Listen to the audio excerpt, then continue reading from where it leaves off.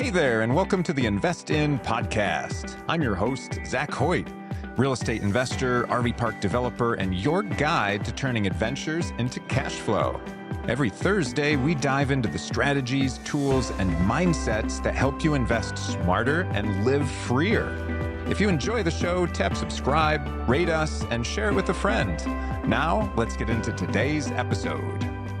This episode is brought to you by RVParkConsultant.com. They are your go-to experts for purchasing, funding, designing, launching, and growing RV resorts and campgrounds. With over 35 years of hands-on industry experience, they offer smart park layouts, creative financing solutions, and operational optimization strategies to help you save money and boost your profits. Ready to turn your land into a thriving hospitality destination? Visit RVParkConsultant.com. Link is in the description below. Welcome, everyone, to the RV Park Mastery Workshop Series. Good to have you here.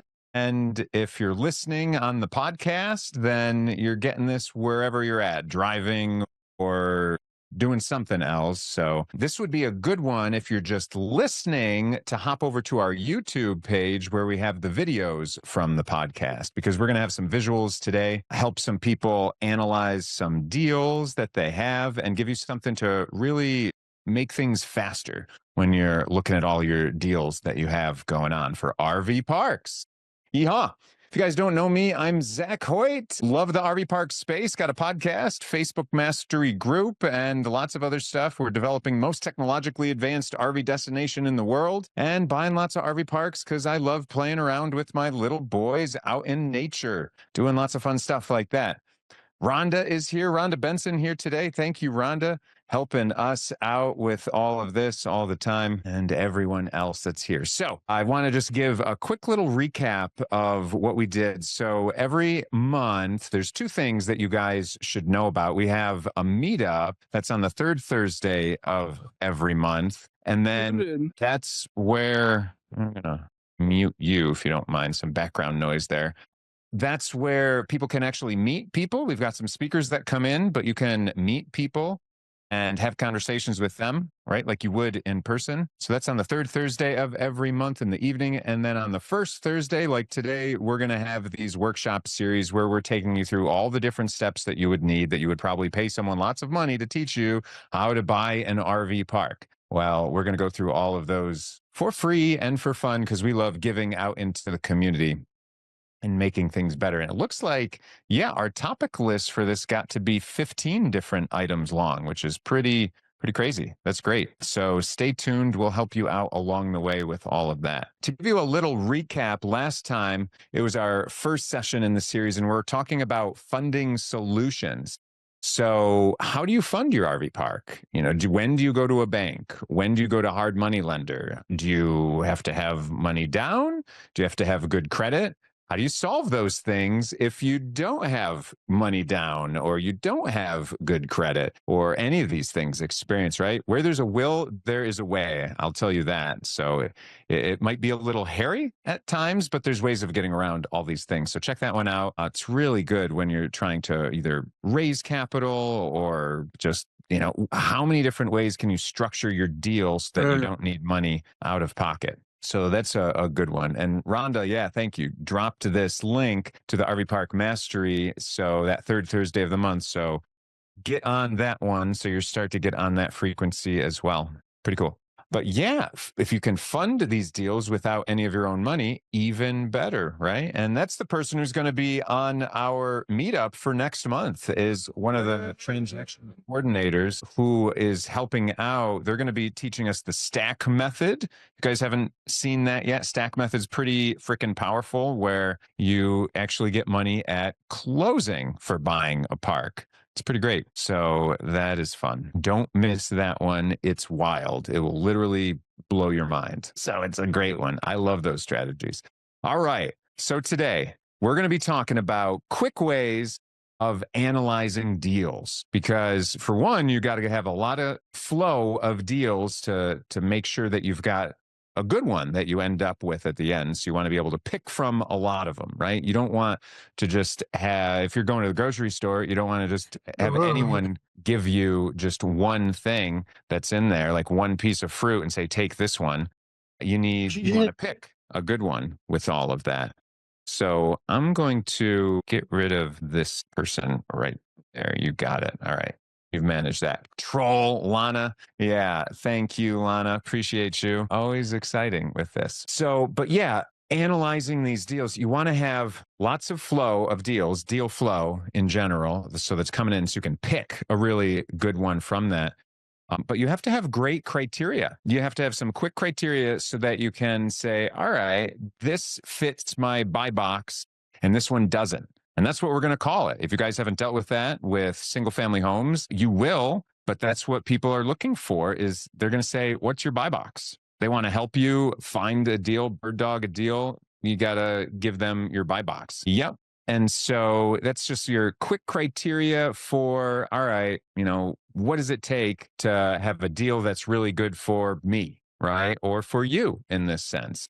What are you looking for? So that's going to be one of the first things that we're going to talk about, because without that, you're really drinking through a fire hose. So I want to open this up to everyone else and kind of like, let's talk about what types of things you might put in your buy box. And, for some of these people that are here, Lana and Morris, haven't met you guys yet in the, and Mo, haven't met you in our meetup, but yeah, do you guys have a buy box yet is what I would ask. And you can put it into the chat, or if you want to unmute, I want this to be a little more interactive than the meetup. I see from Lana, not yet.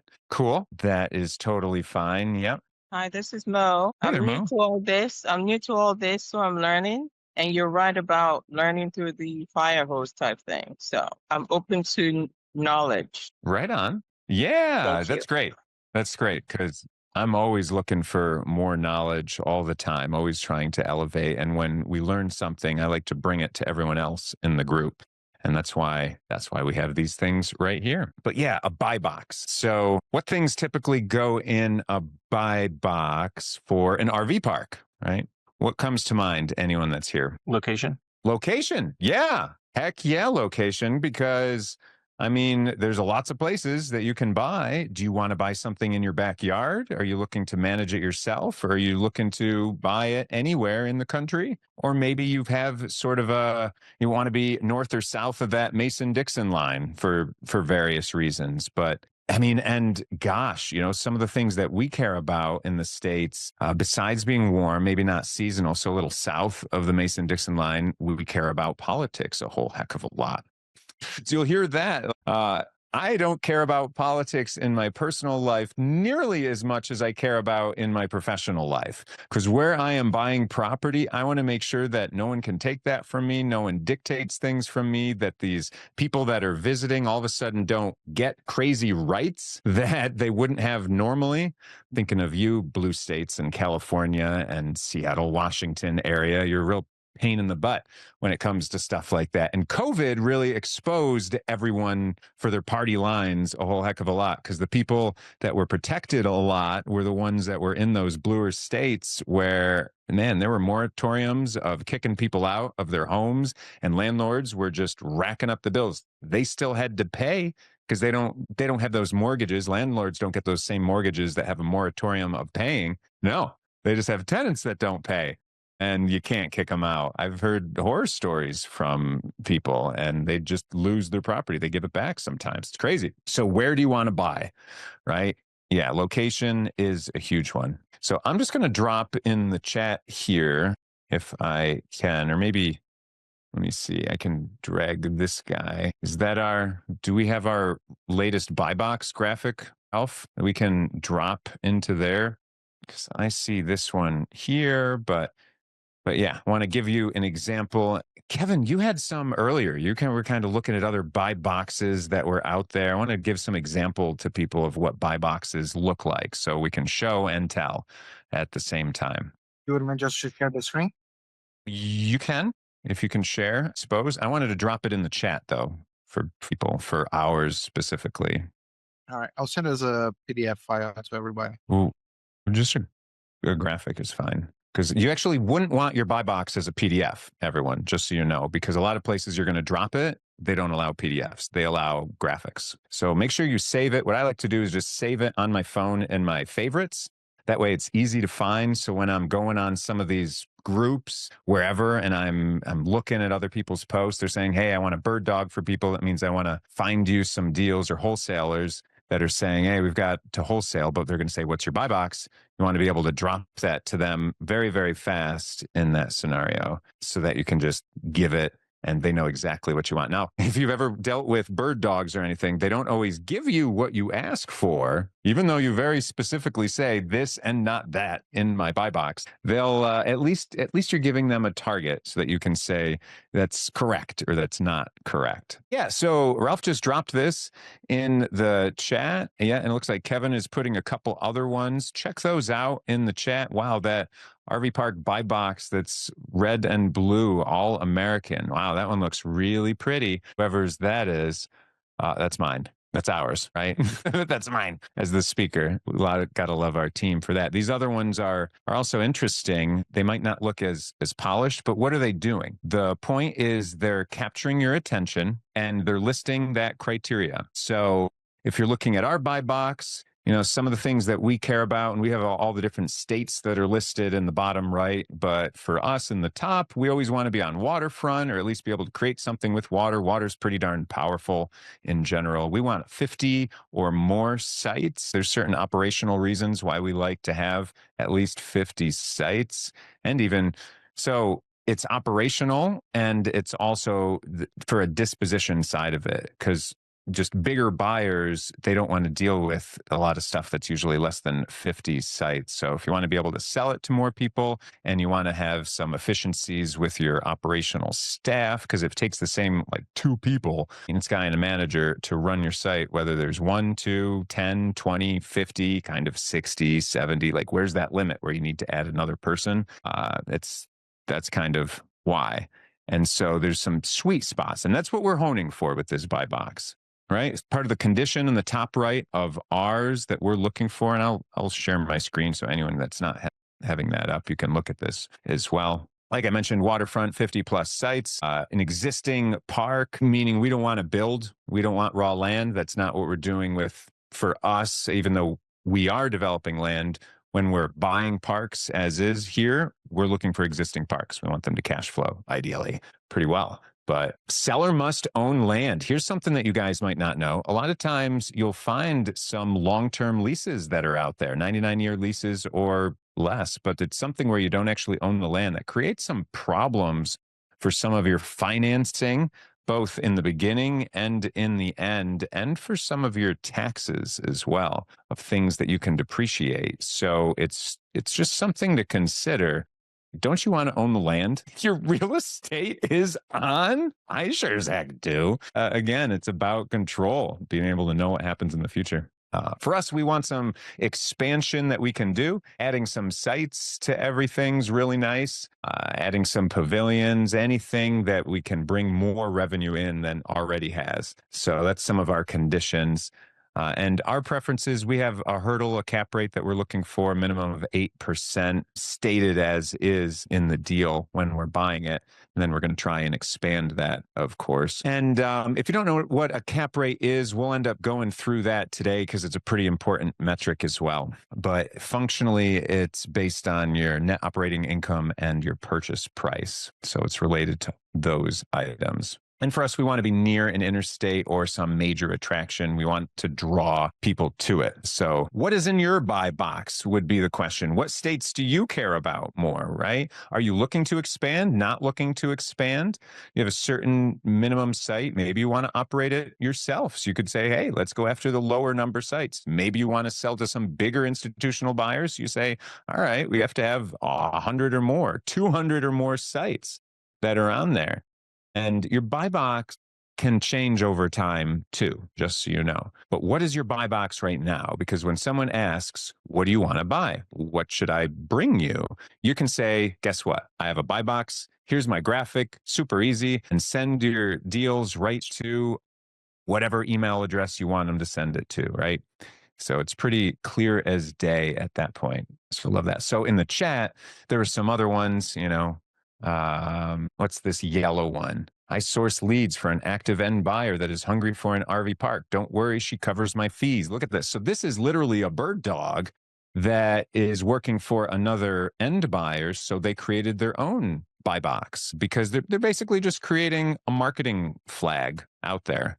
They just want to get some attention, and they put their RV park buyers criteria below. I mean, that's how you wholesale. You find that end buyer, you find out what they want to buy, their buy box, and then you go and you market their buy box to other people that are out there. See, this person has a 10% cap or higher that they're looking for, and they put a minimum NOI of $250,000. And so that's going to end up translating to a $2.5 million park with a 10% cap, but they're definitely looking at that NOI, and they have a minimum amount of acres that are in there. And so, yeah, really, really cool. Yeah, I guess open to seller financing. Yeah, that should be in our buy box too, actually. That should be part of our preferences. We definitely want seller financing on things. So that's a preferred for sure. So Ralph, make sure you make that change as well.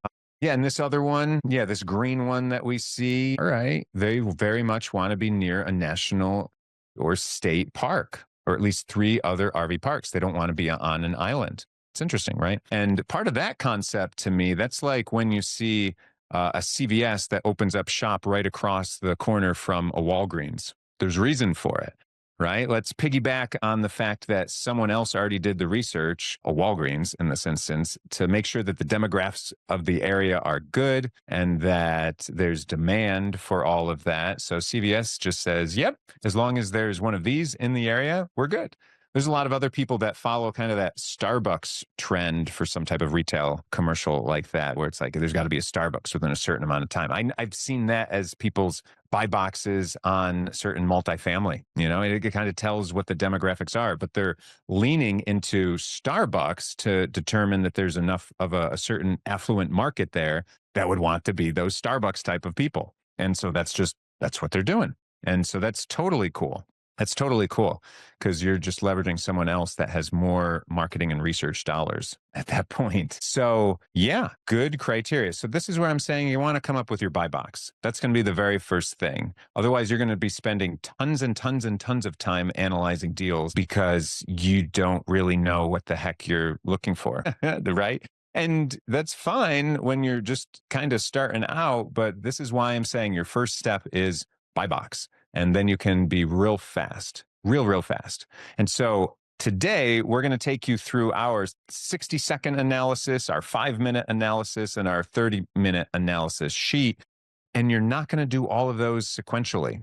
And I'll show you that, but we're going to go through them one at a time just to see if people fall out of there, see if any deals fall out of that. So we're only going to spend 60 seconds at most to look at a deal to determine if we should spend another 5 minutes on it later. And this is how you can sift through lots of deals very quickly. And this is what I used to do. I mean, I still do, but I used to do when I was much more into single family homes is I could look at it just quickly, like less than 10 seconds. For an RV park, all right, we're giving it a full 60 seconds, but 10 seconds for a deal to see if it's even worth my time. Nope, delete email. Nope, delete email. All of that. Interesting. Lana, I was going to ask how intuition plays a role. So very interesting. Let me give you quick background. So I'm an engineer and an architect, which is a very much methodical thinking type of person. My wife literally teaches people to hone their intuition in life, and she's an intuitive energy healer. And so when we met, she definitely stretched me in that regard to use my intuition more. And the intuition, if you guys don't know, it's essentially your gut feeling, right? It's the feeling in your gut, like this feels right. This feels good. This feels bad. So do I use my intuition and completely get rid of my engineering brain now that my wife has shown me the ways and the power of the intuition? No, but it's an and. It's an and instead of an or. So I would say, yes, sure, Lana, use your intuition a little bit. Put that on this sheet that we're talking about here, and I'm going to show you a little bit more. Put that on there because it's something, and it's something that you can measure. Does your intuition give it a nudge forward, yes or no, right? That might be part of it. But I'm going to tell you that banks don't use intuition. Your lenders and your partners like that, they don't use the intuition to determine if you're going to qualify for a loan or anything. So you definitely have to use some numbers within it. I mean, napkin math at first, that turns into more than napkin math. But yeah, you can certainly use your intuition. And part of your intuition is like, would you want to go to this place? You know, because if you want to go there, other people probably want to go there too. So that's this intangible type of thing, which again goes to your intuition. So sure, that can play a role in some of it, but you know, it's then you're gonna have to tease out some other aspects, like how much more would you pay if your intuition nudged you yes versus no on something? And are you getting emotional at this point? Are you emotionally invested in it? Or are you more like just in the numbers? Because when you're starting out, especially, you get emotional. I mean, shucks, we're all getting emotional about deals the whole time, but you have to just be able to separate your emotions from it, because at some point, the yes to buying a deal becomes a no when it's just too much money. The things that you find during due diligence, they don't work. So you have to be able to step away from it. So be careful of that emotional attachment that you have, which I'm kind of equating a little bit to the intuition, because how I said you would value it, you'd value going to it. So anyway, hopefully that answers your question in a very detailed way. Cool. All right. So we have our buy box and we've shared ours with you. So we've got all that. So the next thing that I want to do is to get you in. We have this really cool Google sheet, this lead analysis sheet. And I'm first going to show you it in general, and then we'll give you access to it. But Ralph, I don't know if there was a link for people to sign up to get access to that from our website, if that's something that we have that's on there. Yeah. So right now it's just the password for it. Okay. And then we're going to have them being able to create the profile and getting their own password and access. Okay. There you go. You got it. So for today, it's real easy. Get you guys in here. So I'm going to put a link here in the chat. That is our website, mavericasherinvestments.com. And I'm going to walk you through and sharing my screen to get you to some of our resources with this. So first off, you're just going to scroll all the way to the bottom. Look at all the wonderful things that you can have your friends, your family invest in. Scroll all the way to the bottom and you'll find this resources tab. And that gives you access to here. And then the password is in uppercase challenge. It actually goes to the wrong sheet. Yeah, it goes to the one that's already filled in. That doesn't go to the template. Okay. So we're going to have Ralph change some things with that in the background. But yeah, this gives you access here. This is what we have. And so for this workshop series, this is what we're working on today, this lead analysis template. But we've got a lot of other things along the way that we're giving as well, because after you get your lead, you're going to have to submit an LOI. And from there, a purchase agreement. From there, you're going to have your due diligence that you're going to work through. And you're going to need a much more robust financial model than just some background napkin, back of the napkin math for that. So what we're doing is we're sharing all the different resources that we've used and developed over time, and we're just cleaning them up and rebranding them so that you guys can use them as well. So you'll see these are coming soon, but there's a download link that'll be in there. Apparently that one is not the correct one. So what I'll do is I will copy this one and put this into the chat for y'all.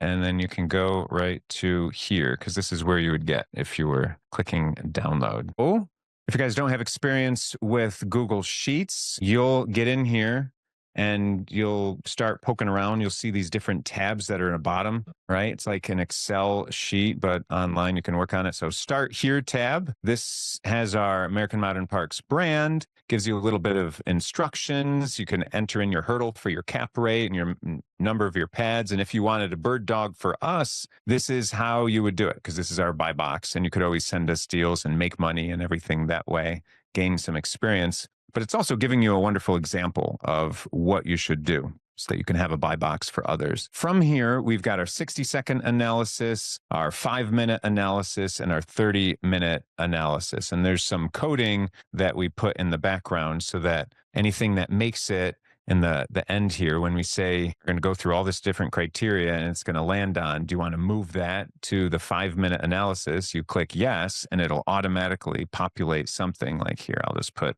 Kevin's going to hate me because I'm going to have to undo this because this is all the template, but like just real quickly, it'll show up here on the second one as a test, right? It's test, it's showing up there. It wasn't there before, but that's the point is we've got some logic that's built into this, and see now it doesn't show up. Logic built into this to help you guys out. So good stuff with all that. But you're not able to type in this because it's a template. So what you're going to do is you're going to go to the top and you're going to hit make a copy. So you go to file and make a copy from that link that I gave you. It says, do you want to make a copy? Yes. Hit name it whatever you want. Copy of American Parks. Great. You're going to make a copy. Then it will show it's up as a copy. And then you can edit everything on that. So now this one would be yours. It says copy of whatever, and you can say my lead analysis template and all of that. And you can move on from there and start editing it and following along. But we're going to do at this point, so you guys have access to that. Cool. And Ralph has fixed the link on the website. So if you went to the website now and anyone listening on the podcast, you can go to the website and click on that first one and get access to this template as well. But yeah, so what we're going to do is we're going to start taking you guys through analyzing something really quickly. Because the name of the game, remember, it's just to move through it quickly. Is this deal even worth my time to put another 60 seconds in? That's it. And mostly you're looking for no's because you want to find that one deal that's worth spending a month on, right? To go and actually visit, do the due diligence and do all of that. So you can't do that to everything. So we want lots of good ones that come through so that we find a great one in the future. So what we're going to do is, I know that Kevin took us through a little bit here and filled some things out in another copy that he made. So you guys can play around and use your own template at your place. But what we're going to do is share and walk you through this a little bit to give you an idea of, what we're doing. And Kevin, I don't know if while we're doing this, if you want to bring that up, but if you have like the original listings that these came from, is that the link? We have the link? Yeah, we do. Okay. So great. That's why we have this wonderful sheet. So we can take you through that whole process of what that looks like. All right. And yeah, and Mo, great. He said question. And so anyone, if you got questions along the way, if you want to speak them to me, I would just ask if you raised your hand. There's a little hand raising button on the bottom. If you really can't seem to find that for some reason, just unmute and kind of interrupt us. We'll deal with that because I don't want technology to be an option for my education and not making unnecessary assumptions are an appropriate investment option. Okay, Mo, well, this is like an investing type of question. Do you want to unmute a little bit? I'd love to tease that out for you.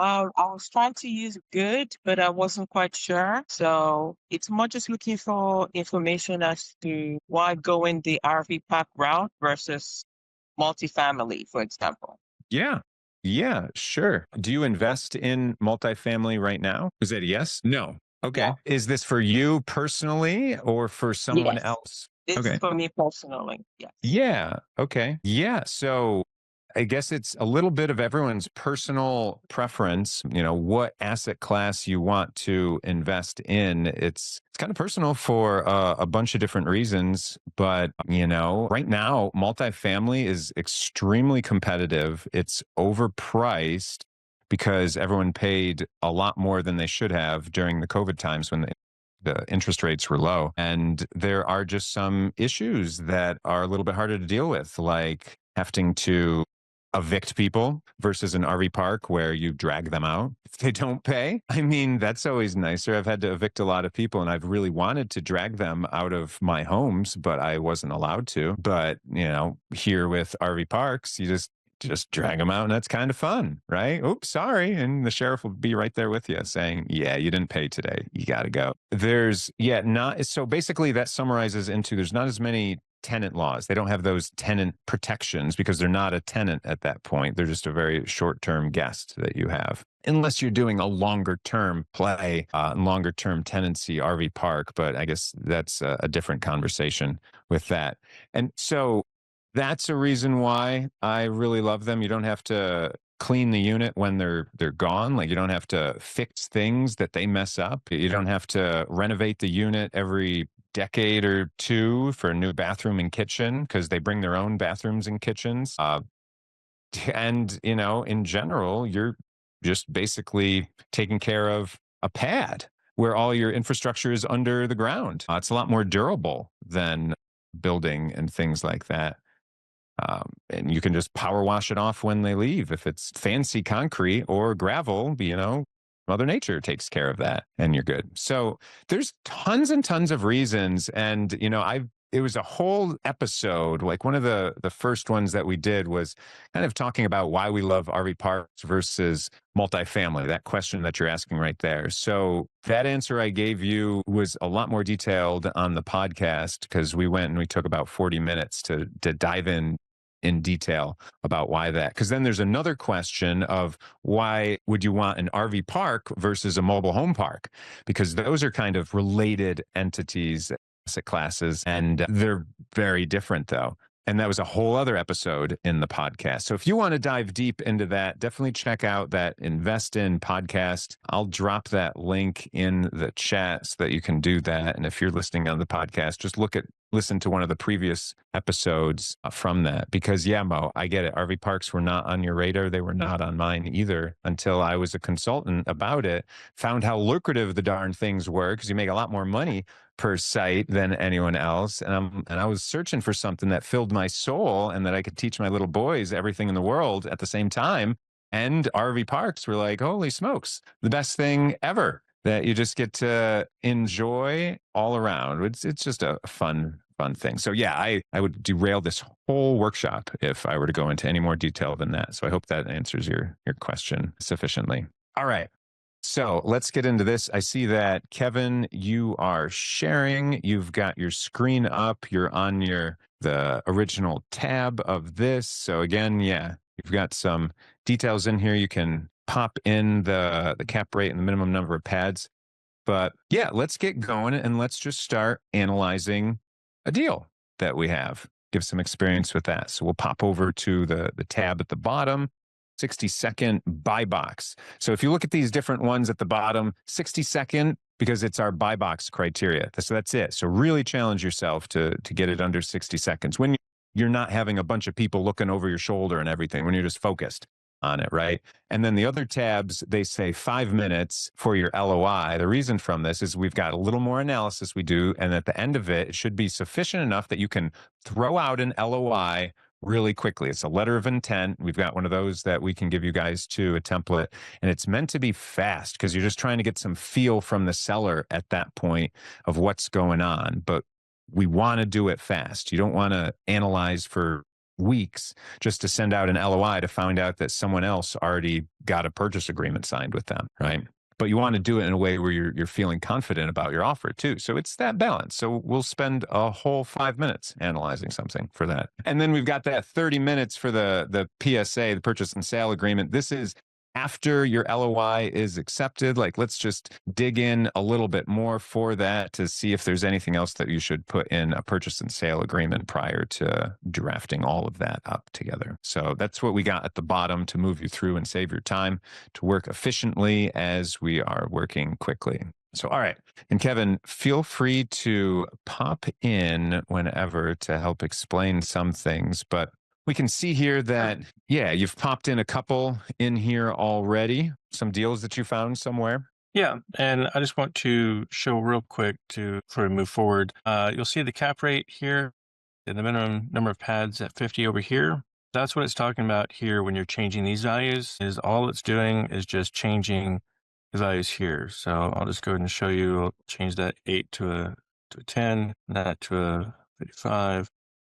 And it just changes that there. So no worries there. That's just to help you out as a tool to help you minimize the time you're spending on this and kind of get your buy box ready. So yeah, so these three that I put in here are just ones that I went to on like rvparkstore.com. There's a few other websites like Campground Marketplace. There's Crexy, just other websites that market the RV parks, and just grab some basic information from the website. So we put the park name, what state it's in. Is it an existing park? Because sometimes they'll put up a plan that has all the entitlements for it, but it's not built yet. So they may have a site plan and all sorts of pretty pictures for you, but they're just renderings. It's not an actual park. Is it on a waterfront or able to create a water feature? Cap rate, minimum, is the expansion possible? A lot of parks will have plenty of acres, but they just have like maybe 20 pads. So is there room to expand? Is there insert nearby? To sell it on the land, minimum pads, and so on. The fields that are gray are going to be auto-calculated, so you don't have to enter anything in there. And just to move on through here, the advertised cap rate, it has you put it in here manually, but later on in the next tab, it'll auto-calculate it for you. So even if they put the wrong one in, which does happen, they'll put a much higher cap rate than it actually is. It'll tell you what the actual cap rate is later on. Is it an on or off market deal? The number of days it's been on market, the URL of the listing, and then the big one of deciding, do you move it to the 5 minutes or do you not move it up? Then there's where the lead come from and the zip code. So just for these three here, I put on all that information. This top one here, 37 units, they're asking 1.3 million. It auto-calculates the price per pad, and you put in the NOI. They didn't have an advertised cap rate, so I had to leave that blank and just fill all the information here. So from the first three, you can see really easily that the price per pad, we got a 35,000, a 61,000, and a like almost 11,000 price per pad. And when you look at the number of units, you can tell like, okay, well, the higher number of units you get, the cheaper it's going to be per pad. So this is why putting all this information together makes it a really quick 60-second decision of, is this worth looking at closer? Because the 61,000 per pad, like, that doesn't seem like a great deal, but there might be other stuff that makes it a better deal. Maybe there's other amenities or whatnot. So when we click on the move to 5 minute, that's where it'll update the next tab. Before I move on to that, Zach, do you want me to go through a new one, putting it in, or just go and move on to the next tab? Or do you want to say anything more about this one? Well, I'd love to do one. So yeah, either going through one of those that are existing, but might as well go to a new one. Yeah, might as well go to a new one, and then we'll see how all these ones factor over. But yeah, and Rhonda put those links to the RV Park store and Crexy into the chat as well. There's a bunch of other sites for that. And then, of course, there's off-market deals. We're going to get into finding deals in the next workshop series. But I wanted to make sure that you had something to analyze deals before we found you a whole bunch of deals. Otherwise, you'd just be itching to analyze them next time. So, okay. So we've got a deal that's here. This one piqued your fancy for whatever reason, or at least we're going to pretend that it does. I mean, it's got a cap rate. I saw that down there of 11.2. So that's already over our cap rate hurdle that we want to see. So that's good. Yep. And this one doesn't look like it's very big. It's got 16 full hookups, full turn, 3 standalone rental units, and 3.5 acres. So do you want to enter all this information in, or we're just going to look at the... Well, I might be able to enter some in as well while we're going through here. And then I'm putting this in the chat. Does anyone there have any deals that you'd like to quick analyze? Because we could take your deal and pop it in here and start to analyze it for you. Kind of the point is that we can do stuff with that. And Lana's real fast to get something that's there. So cool. Do that one next. Let's walk through this. All right. One thing I want to point out here is I just kind of color coded these states. The green are ones that are typically year round. The blue are the ones that are typically seasonal. And then we have Hawaii out there. That's its own little island. That's just what those colors mean. All right. So that's an existing park. Does that have a water feature? I'm not seeing anything in the pictures with water. It's 3.5 acres. I'm not seeing, there is a little pond right there. Okay, so we're going to put yes, cap rate yes. So for expansion, no.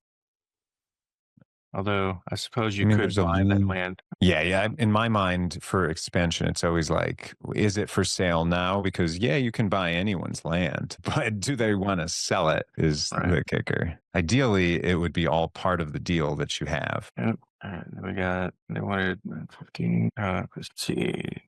Did they put a cap rate? That was like 11.2. And it is on the market. If we put it on here, post it on 27th. So it's at like 8 days on the market-ish. Let's put 8 and just copy that, paste that into the URL, and move to 5 minutes. So we're going to go and say yes so we can go and go to the next tab. Here it's pulled it forward. Along with the other ones I put yes on. So there's the Indian Trails. It pulled over the state, pulled over the asking price. You'll see it didn't pull over the number of pads because we want to kind of break it down into the type of pads. So this one doesn't have cabins or glamping pads or marina slips or storage units. So we're just going to move over the 16 pads there. Over here, all the gray fields it pulled over. So yeah, the NOI and the calculated cap rate is 11.15. And we just kind of check it against here, and they put 11.2. It's close enough. So we moved it forward. So now we want to get more detailed, and this is where the 5-minute comes in. But we want to see what we know about it. Is it seller financing, cash, equity? Right now, we don't know. They didn't list it on there. What features does it have? So there's a list of features here, but you can always edit and add more if you want to specify certain ones that you're looking for. Right here, we're just going to put gravel roads. I didn't see a beach, cabins. Let's see, was there a clubhouse in those pictures? Looks like there's something there. Bathrooms, but I'm not really seeing much of a clubhouse. It looks more like an office. Go to mini, the bathhouse and laundromat and Wi-Fi. So there's no clubhouse. There's no pool. There's no boat ramp, manager's home, marina, nothing. Let's leave that as is. These fields are just blank, and we have the fields we want to move it forward.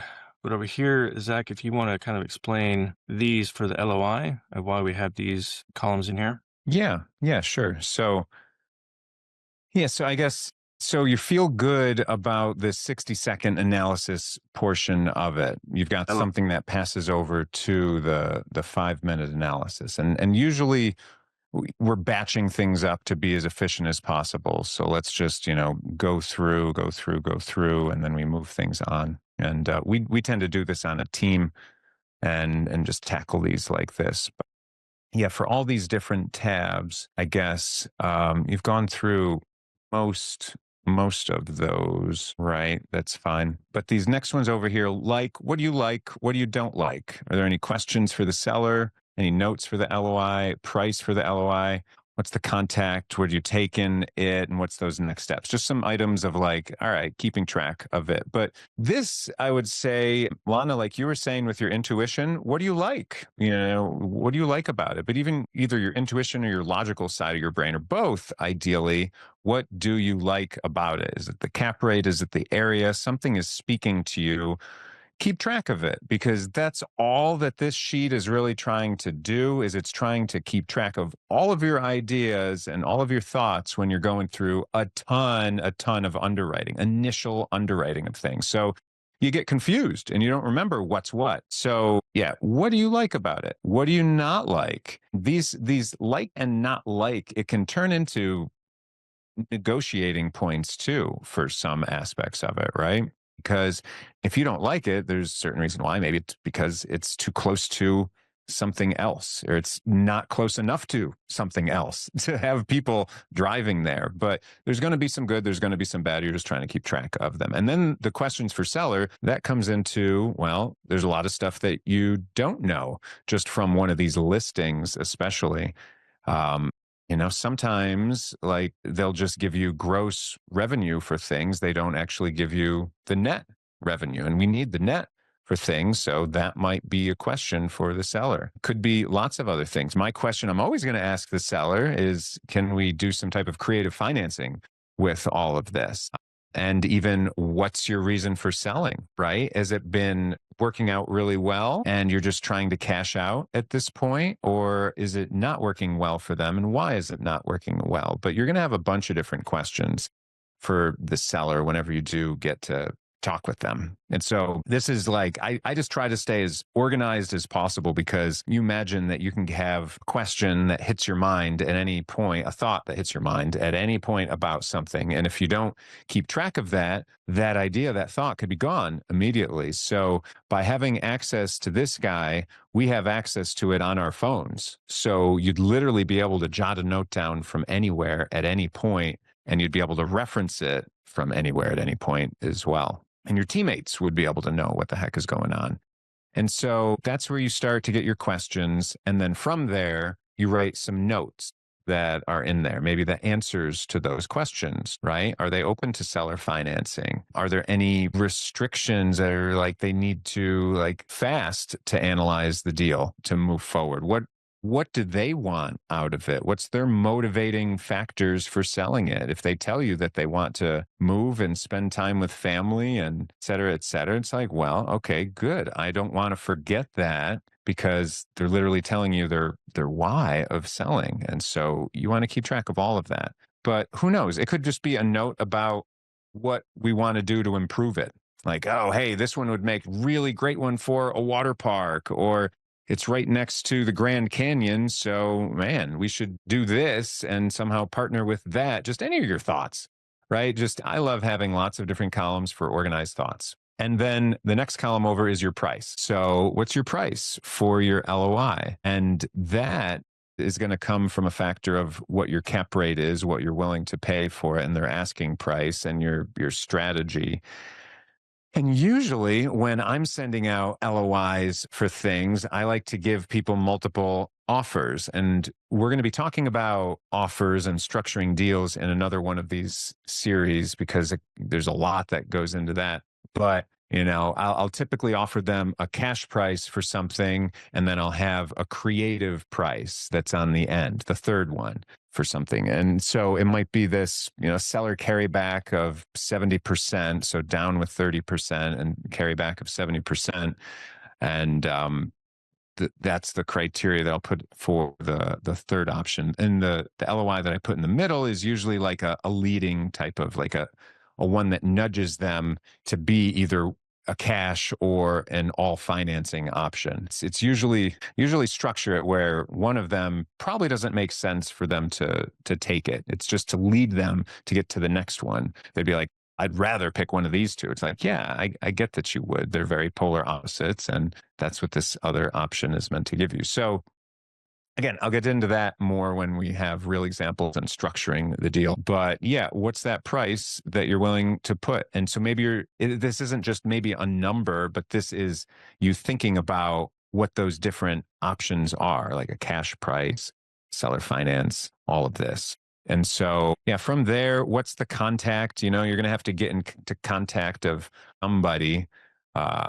If you're looking on Crexy or you're looking on, one of these on market, meaning it's listed for sale in these on market sites, then you're going to have a realtor, and that's going to be your contact. So probably you'll have a phone number, probably an email address, and probably have their name as well. So all of that is just great to put right here, because you've got the link to the website. That's cool, but that's back on your 6-second analysis. You've got that still there, but you don't want to have to look it up again. If it's something where you're moving forward, what's your contact? And then if you are doing off market, maybe it's a wholesaler that you're talking to, or maybe it's you're direct to the seller and it's the seller's contact information, which, by the way, a lot of these sellers are just the phone number for the RV park because they own it themselves, answer the phone. They've done it for 20, 30 years. So I would say, probably half the time, if you ask to talk to the seller when you call a number for an RV park, they're like, well, this is right here, right? Or not the seller, but the owner at that point, if you're trying to see if someone wants to sell. But yeah, so that, and then just these two columns, actions taken and next steps. I just always like to document what I've done. So in this case, it might be sent an LOI because we finished that out, sent 3 LOIs. Next steps would be to follow up and make sure that they saw it, get their feel on it, figure out which one makes sense for them. But then that's it. And then once you are able to do that, you send that off and you're good. And so, yeah, there's a couple tabs that Kevin has right there that, he's putting on that. So do you want to bring it forward to the 30-minute analysis already? I would say if there isn't an accepted LOI, don't waste your time. Because again, we're not trying to waste time analyzing deals. We're just trying to wait and to move with poise. So, and he's got to revisit later on there. Why would that end up coming up? So problem is, like, there's lots of scenarios where it just needs a little bit of time. Maybe they're asking too much money for it, but we really like the area, so let's just come back to it later. Or it's not as sweet as some other ones. Lots of different reasons that we could come back to it, but it's kind of just like it's not the worst, it's not the best. Like, let's just wait on that. So that kind of solves that one. But yeah, so that's the idea for that. And Yeah, if anyone else has any deals that they'd like to analyze, feel free to pop them in the chat and we can pull them up. I know that there was one that was up here. Lana had a deal from the RV Park store. I don't know, Kevin, if you want to pull that one up. It looks like it's from Hot Springs, Hot Springs Glamp Camp. I don't know why that doesn't roll off my tongue right. It stumbles me. Hot Springs Glamp Camp. Start over here at the beginning, lower that a little bit. All right, so let's take a look. It's where New Mexico. So we're going to put that in here. And while he's moving a little bit of that, filling things in, yep, he's got all that. I see Lonnie, are there any questions off limits for the seller? You can ask them anything. They just might not answer some of it, right? But usually they'll answer lots of normal questions like their NOI, like why are they selling, like, stuff like that. They're reasonable questions. How has the last year been? Does it have this? Does it have that? The more intrusive you are, of course, you'll find their limit, and it's good to know your seller. So, ask them, but finding some motivations are good. All right. So Kevin's moving real quickly here, moving back and forth, reading things, seeing like, all right, what's it have here? Now he's trying to maybe try and count units, because sometimes they don't always make it easy. And a lot of times you're not going to have enough information. A lot of times they'll end up hiding some information perhaps behind like a gateway, like a deal room type of gateway. So if you're not signed in to rvparkstore.com or crexy.com, you can't have access to the files that are there. Sometimes they don't even give you all the files that you need, and they'll have you sign an NDA, non-disclosure agreements, before you'd actually get those financials that we need. Sometimes they'll give you the NOI, but if you want their T12 or whatever, you gotta fill things out, and that's fine. For the most part, I think you're fine to sign any NDA. That big of a deal. They just don't want all their financial information being blasted out there. So he's looking at where this is, looking how close. Oh, right next to I-25. Yep. Mm-hmm. Kind of get the distance and fill that in. Yeah. Yeah. And I'll let you speak a little bit more as you're doing things to, show where you're getting information too. Yeah. I just pretty much grab anything that I can see directly on the listing. And like Zach said, sometimes you got to contact the agent. Sometimes you got to sign into the website to get more information or contact the seller. But at this stage, we're just grabbing exactly what we can to see if it's worth anything. And if it's really easy to get the information just by signing into the website or whatever, then great. But unless you're really interested in the property, I typically don't take too much time on a single property, trying to grab the information. So I had to leave a few of these blank because it just was not on there. They did not list the NOI. Of course, they didn't list if he owns the land, but you can assume, but never assume. Just make sure that's one of the questions you ask later. So I'm going to go ahead and put yes on this one as for moving forward, so we can get to the next tab. But part of the problem is that, let's go back to that real quickly. What I don't like about this is they're not giving us any type of financial information with this. Right? There's no advertised cap rate, no NOI. We can't tell how much money they're actually making with this. There's only 12 units that are there. So it's going to be a little boutique one. And it's on 0.6 acres. So it's small. Mm-hmm. Right? Which means less grass to mow. If we're trying to be positive about something. But I like land. Okay. So yeah, so this wouldn't meet our buy box criteria, but Lena, that wasn't the point, obviously, right? It's for you on this. And yeah, and even go ahead. Sorry, one of the things here is just the price per pad. You mentioned it's 12 pads for $675. Well, that's $56,000 per pad.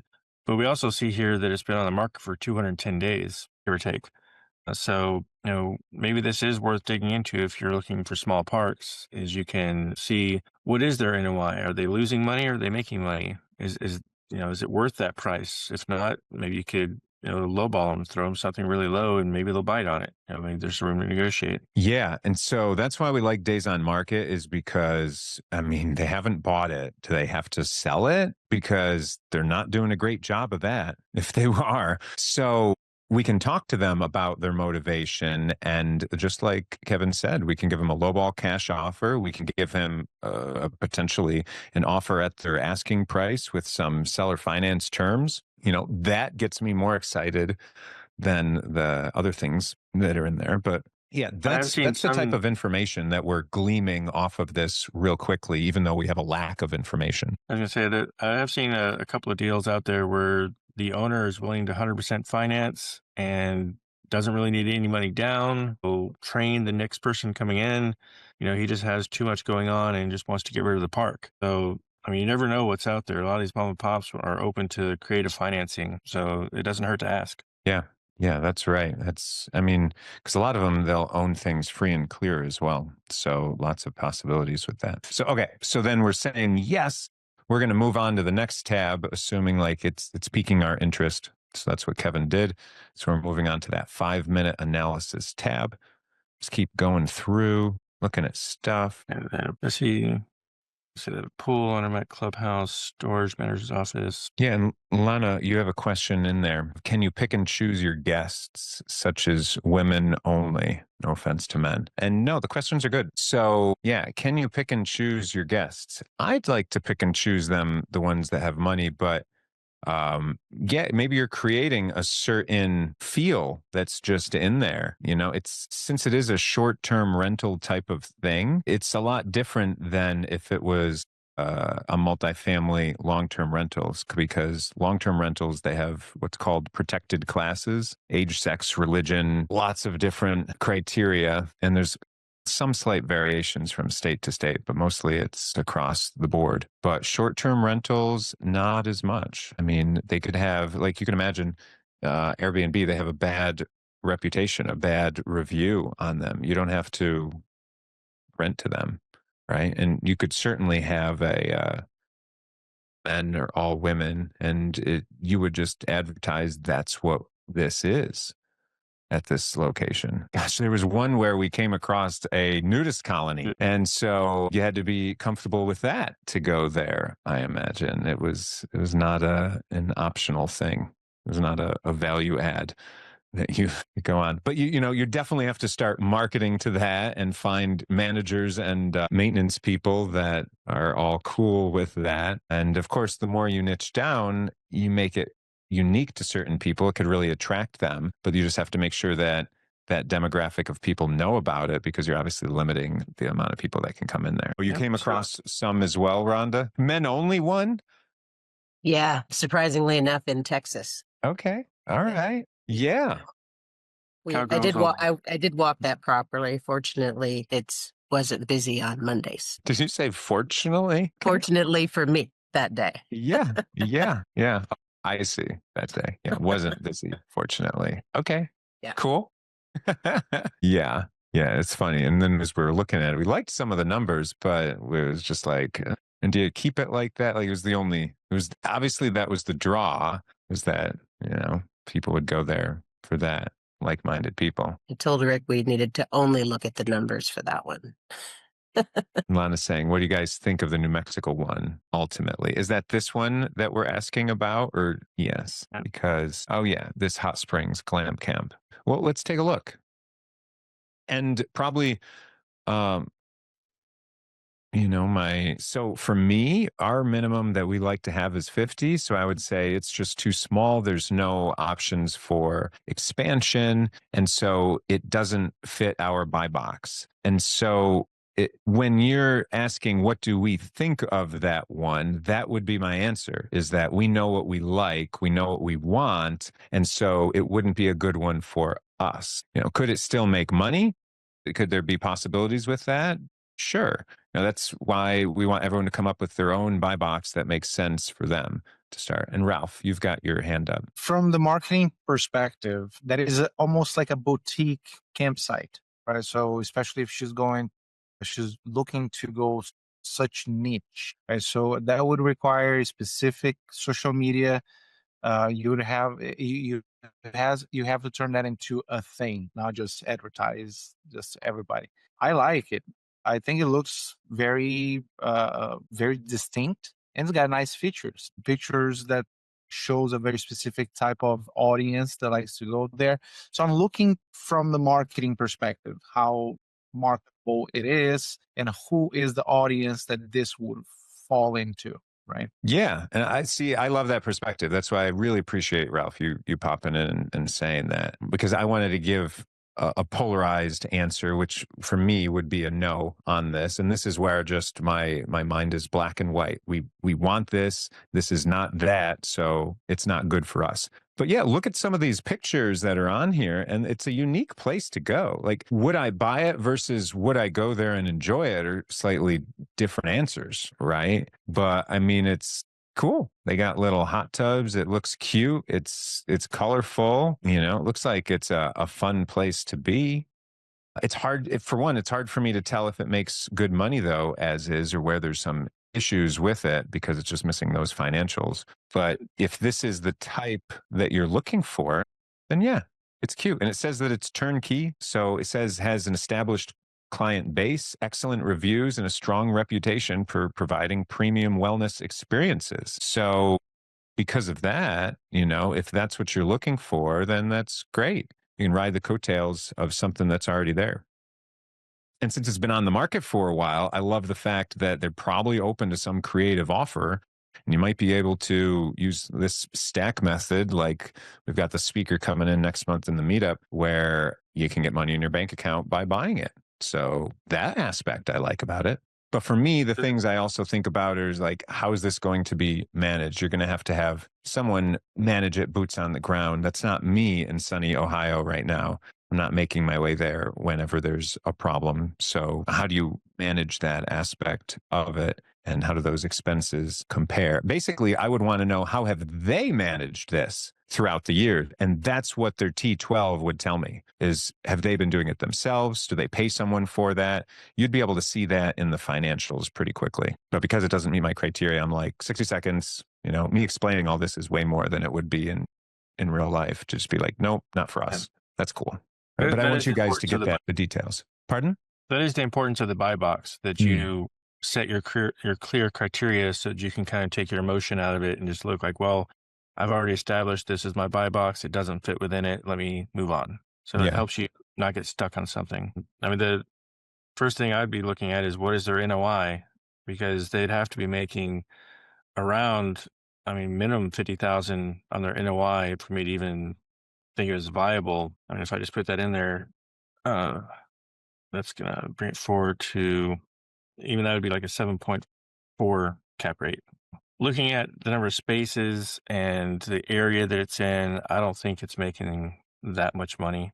So that means the price would have to come way down, or like I said, creative financing. So I would also say no on this one, but you know, it might be right. Someone wanted to retire there and just run it themselves. But as far as like a business, you know, money-making venture, I wouldn't think that one would be making a whole lot of money. You know, the one thing it's catering to is just that whole outdoor and wellness type of experience. And they've got these hot springs tubs, and I can imagine that you could do that. You could have some upsells that people are buying to really have that wellness experience. And that's cool. That's big right now. Right. And I think health, wellness, and mindfulness is just going to get bigger and bigger as the years go by. So that concept isn't bad. But again, I want to just stress, like, how are you going to operate it?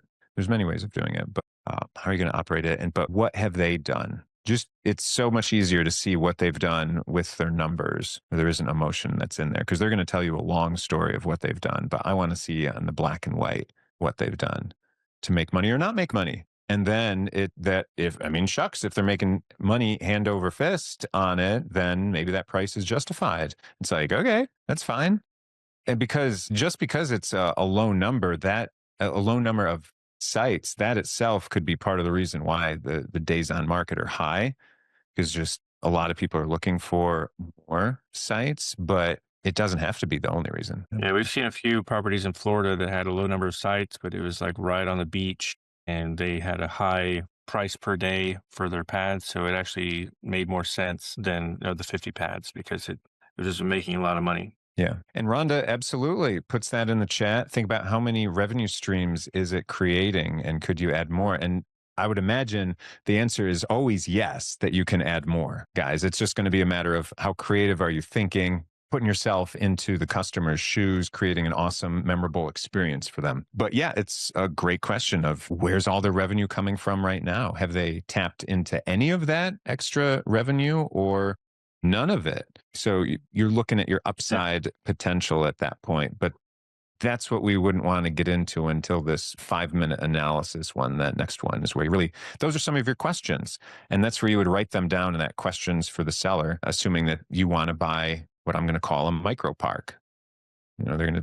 This would be something under 20 pads would be a micro park, just tiny, which is cool. It's fine. Right. Because there's always additional revenue streams from like renting hot tubs or putting in vending machines or a store or whatever. So there's always options. We ready to move on to the next tab? Yeah, sure. So, all right. We did our analysis. Are we on the 5-minute? Are we looking at that one or are we moving past that one now? We just looked at the 5-minute tab. So now we're moving on to the 30-minute. Okay. So the 5-minute tab. So assume one of these two ended up making it on past our test where we were giving and putting out an LOI after that 5-minute analysis, and we're getting something back. We're hearing something. Basically, the way that I view it is if we hear something back from the LOI, whether it's a yes or a no, but basically we're in a conversation at that point. That's when I tend to start just filling things in a little bit more on this next 30-minute tab, because they're going to be answering some questions of things. Yeah, I'm going to want to know what's the expansion potential for this place. And they might say it's like, oh, it's worth more because blank, blank, blank, blank.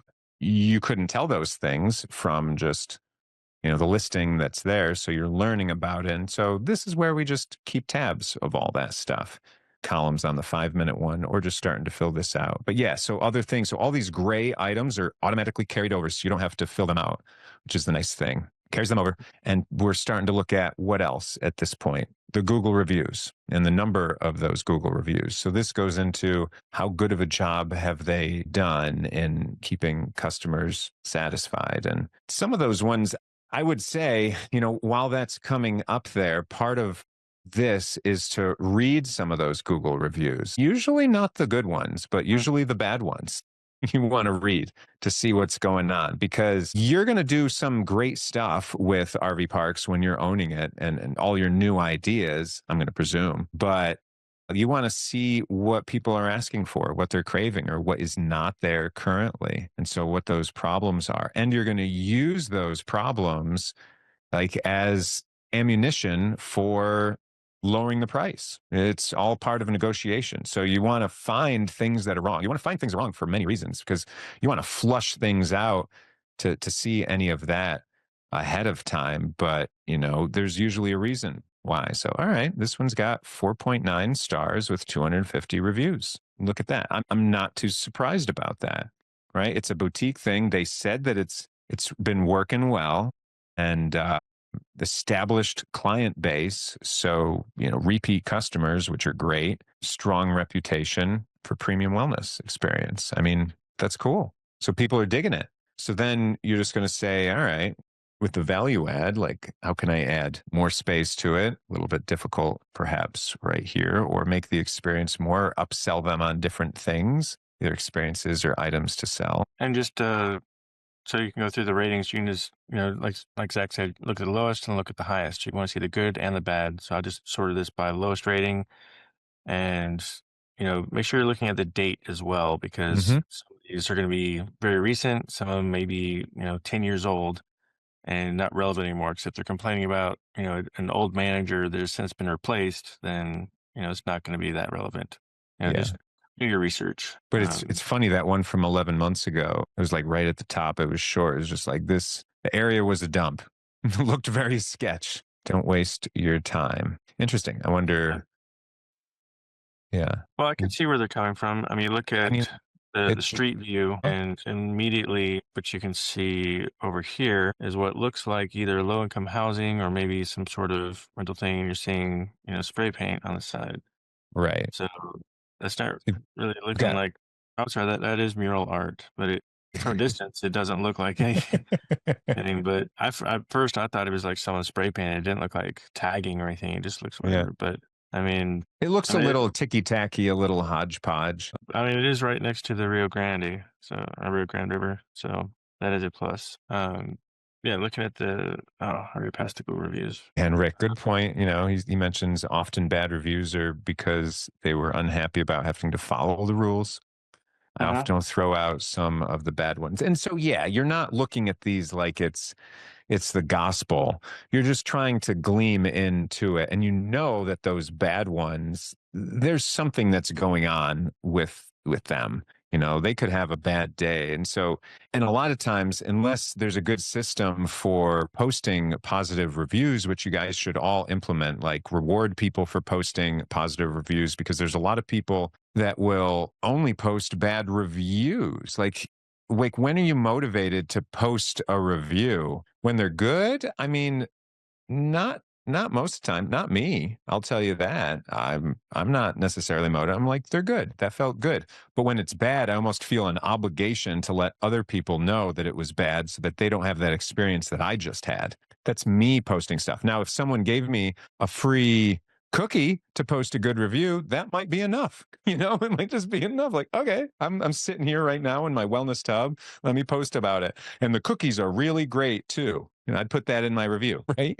So another thing to think about is people love to leave negative reviews because why would they go someplace and post a negative, like post a review at all, unless they either had a really good experience or a really bad experience? And generally people would only leave one if they had a bad experience. So it's kind of weighted in a way where, you know, if they have a ton of good reviews and only a couple of bad ones, then yeah, it's probably not that bad. It's probably just someone, you know, is expecting more or just had a bad day or something like that. Because out of the 250 reviews, only 7 of them were at a 3 or below. So I think it's just those individuals. Yeah, that's a pretty good rating, right? That's pretty amazing. So there's the Google reviews. And then just, you know, it has the roll carry forward, the number of acres that they have. The target price is what you want to go, you know, your target price at, and then just description and comments. Yeah, and sometimes at this point, yeah. I was just going to say target price, you know, maybe you're trying to buy it at a certain cap rate. So you're adjusting something based on what you found and to get to that cap rate. Or maybe you're just saying, you know what, I want to make an offer that is 70% of what they're asking for it, just to lowball them. Frankly, you might be doing that just so that you can position yourself to give them a full price offer with creative terms on it. That might be part of your strategy, right? Wow, this creative offer sounds great. And if there's 210 days on the market, yeah, perspective, Lana, absolutely. 200 days on the market, you know, I imagine they've seen an offer of some type. And if they haven't, you know, that's something you should ask is like, you know, have there been any offers that have come in? Just to feel. You don't even care if they tell you the truth. They're going to tell you how they're feeling, essentially, which is their perception of things or what they want to convey. And that alone will tell you something that's useful. You just want to tease stuff out as much as possible. And yeah, David, you mentioned great in here. Yeah, not just Google reviews. Yeah, check out Yelp. Check out all of those. I don't know is one typically more likely to be like lower where you get more angry people like to vent more on one versus the other. I don't know if you guys tend to see that, but yeah, I think it depends on the type of amenities and stuff you have and what, like if it's destination, if it has any kind of restaurant or food, you know, kind of leans more towards Yelp than Google review. So, yeah, I mean, Yelp, I think of food 100%. David, you've got your hand up. Yeah, quick thing on that. A friend of mine lived in California, had his own car washing business, like detailing business, and all of his reviews in California were on Yelp. They moved to Texas and they were just outside of Dallas, and he was trying to get his stuff going and trying to get Yelp reviews, and people are like, oh, nobody out here uses Yelp. Everybody uses Google reviews. Keeping in mind location by location, it could change the type of people and if it's even used for reviews on a service. Seeing even reviews on like Yelp that are, you know, 3 or 4 years old, whereas the Google reviews are maybe 2 months or a month old. That's a lot more new. Even if the older, you know, your numbers on Yelp might be really bad, but your Google ones are really good. You can take it by how recent are those reviews? So Yeah. Yeah. All great ones. I didn't think there was going to be a soda versus pop debate with the location affecting it, but that's interesting. That's certainly would never have interesting. known if he hadn't gone through that. Yeah, absolutely. Yeah. Cool. And then Lana, I see you're raising your hand. Do Sorry. you want, there you go. I was going to say. Thank you. So I was curious about Mo's question about the calculator working for land to build an RV park. And then I know we're running out of time, but you mentioned something, I kind of missed it. If you want to retire at the park, would that kind of change your decision, like personally, like if you wanted to retire at that New Mexico glamp camp park? Yeah. Well, Is that changes your decision sure. a So let little me bit? address that one first. And it might, you're like, I want to do this. I want to live this lifestyle, help other people with wellness. And it just makes sense because you want to operate that yourself. Then so be it. I would just say make sure that the finances all make sense and you're looking at what you're meeting your goals, right? At the end of the day, I want you to meet your goals for living and for, part of that is the finances, but you might not have enough money to pay any other operator. So you're going to live and breathe it every day. So just make sure that that's what you want. And that's cool. And you could hire handymen to do little fixes and stuff. They don't have to be full time on there. But that's where you try to figure out, and that's what I'm trying to get you guys to think about, is how would you operate these different sizes of parks? Like obviously, if there's 300 units, it's something you're not going to manage that whole thing just by yourself. But if there are 10, you probably could. So it's just all that balance with that. And then with would this work for land? Kind of, this is a little bit tailored towards RV parks. So you could always add some different things that are in there. There's going to be different criteria that you would look for land. And if you're trying to go and build an RV park, for instance, one of the things I would think of first is zoning would be on my buy box. Make sure that it's zoned correctly because you don't necessarily want to spend a lot of time if it's zoned residential and you're trying to put this on there, or if it's completely restricting an RV park. And zoning is one of those things that until you get the hang of it, it could take a little bit longer to do. But yeah, all you have to do is know what your buy box is, and that's essentially your 60-second analysis. What is your buy box? And you're putting those items in there to make sure that it's meeting your buy box. This is just makes you formally go through the process so that you're not missing any of those items in your buy box. So yeah, if whatever your criteria is, you can just add another section in there and you have your own little 60-second analysis. So yeah, and essentially this is just trying to compartmentalize your time so you don't get into the weeds and you don't start looking at this little glamp camp and being like, wow, that looks so cute. I wonder what they're open. What are their prices right now? Let me try and book something there. Let's look at their website. Oh, that's so cute. Let me message them. Let's see what type of wellness packages do they have. You're going down this thing where you were doing real estate investing before and now you're just shopping. So like, what are you trying to do with your time? What I'm trying to get for you guys is like when we're working and we're analyzing, let's be as efficient as possible, make sure we don't miss anything as much as possible. And then we can come back to it at another time as well. And we can compare. Now we've got all the different prices per pad and we're looking at everything. And it's very detailed and it's taking your emotions more out of it. And you're in that mode at this point. So that's what we're trying to do with this right here. Because don't get me wrong, it's fun to go down those rabbit holes, but that's usually not going to get us much closer to buying an RV park. It'll spend some money, we'll go visit it, and that's super cool. And that's what I want to do with you guys too. I want to see you guys in person. So with that, I'm going to transition now because if anyone has any other parks to start looking at and stuff, we might have another session where we're just looking at parks, especially for people that end up bird dogging for us. We'll go through some of those live just so that they can understand what's a good fit for us and would we buy this deal from them. We could do that in the future as well. But make sure that you get this one, and we're going to have a bunch of other resources that are in that site on the MaverickAsherInvestments.com to help you with all the next workshops that we're doing. So really meant to build on it and help out the whole community. If you have any questions, put them in the Facebook marketplace, the Facebook group, and super cool. We'll help you out with all of that. And yeah, make sure you come to the meetup. It's going to be in 2 weeks, Thursday evening. I'm telling you, this transaction coordinator is awesome. There's many different people that can do the transactional funding and the transactional coordinator, but this guy has the title company lined up, the attorneys lined up, the hard money lender, the broker, everything that you need to get everything. And he loves engineering deals. He kind of got sick of doing single family homes because they're boring. He'd rather do some gnarly RV parks, bigger things, bigger money, bigger moving parts. And it's just, he really gets excited when you can make money when you're buying the property, which I totally related with. So I'm like, dude, you got to come on our meetup and share this with other people because this is a fun one. So great. Hope you guys liked all that. Got some good value out of that. And yeah, get these resources good to go. Rick, I appreciate you being able to pop in here at the end too. Rick's always helping us out with everything as well. Rhonda, lots of love to you. Kevin, thank you for taking the time, taking people through all of that. And everyone else, appreciate you adding into all of this, giving your thoughts.